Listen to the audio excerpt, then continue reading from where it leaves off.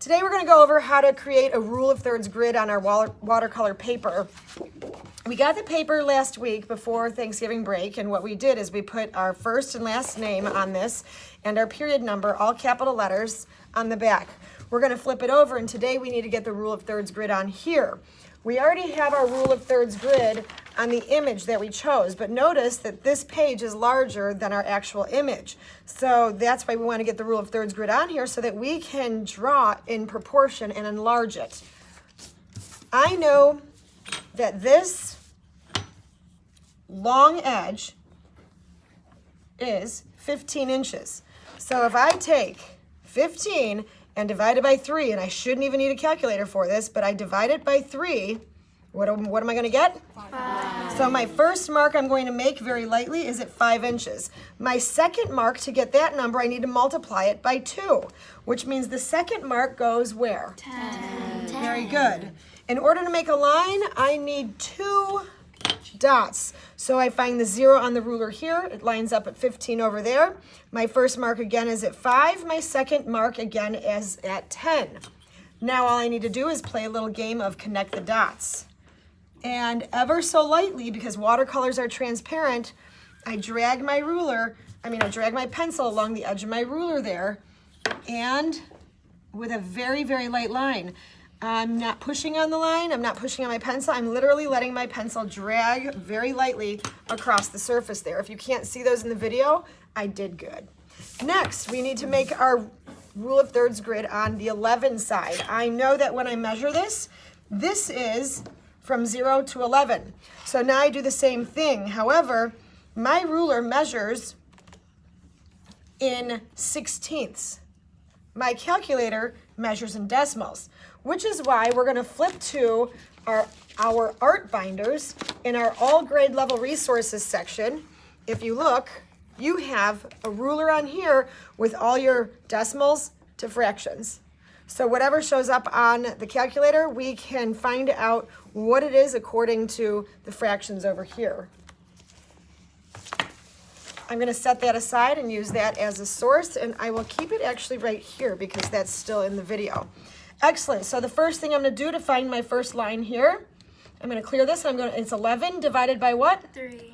Because I'm dividing this into thirds. It's 3.667, so $3.67. I know that $3.67 is more than $3.50. I know it's less than 75 cents. So I need to decide, is it closer to 62 or 68 cents? Which do you think? Because I think it's closer to 68 cents, which means my 16ths is 11 16ths. And I'm going to write that number down for myself. So my first line is going to be at 3 and 11 16ths. What do I need to do to this number to get my second line? I multiply by 2. Excellent. And I get 7.33, so $7.33. I know that's more than $7.25. I also know it's less than $7.50. So is 7.33 closer to 3.12 or 3.7 or 0.37? 0.31 or 0.37? We're looking for 3.3. So it's 3.125, and it is 5/16. So my second line is going to be at 7 and 5/16. So I use my ruler over here. I go to my 3 inches. I know a ½ inch is 8/16, so I count from there. 9, 10, and 11. Make my little mark. I go to my 7-inch. Mark is right here, and I count 1, 2, 3, 4, 5. Make my other little mark there. Bring the ruler down to the bottom. From 0, careful kids, is not at the edge of the ruler. It's a little bit inward. And 0 to 11, my first mark is at 11/16. So here's 3 and 8, 9, 10, 11. Make my mark. 7 and 5/16. Right here is 7, 1, 2, 3, 4, 5. There's my mark. And all I do now is take my ruler, and am I going to make a light or a dark line? Light. Why? Because watercolors are very transparent. You guys are so smart. Thank you. You're so welcome. Yeah. You're such good little YouTubers with me. Yay. All right, excellent. Now that we have our rule of thirds grid on here, when we paint in watercolor, what happens is the paper, when it gets wet, it's going to wrinkle. So we're going to stretch it onto one of our boards. And I'll be right back with a board because here's what we're going to do. You're going to grab it from under these X-Acto knives over here in the front of the room. The first thing you want to do is get your tape out of your top drawer.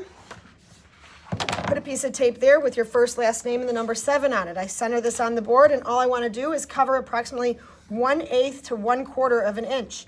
The important part here is to get this tape to go all the way across in one solid piece. So I'm going to center this in between.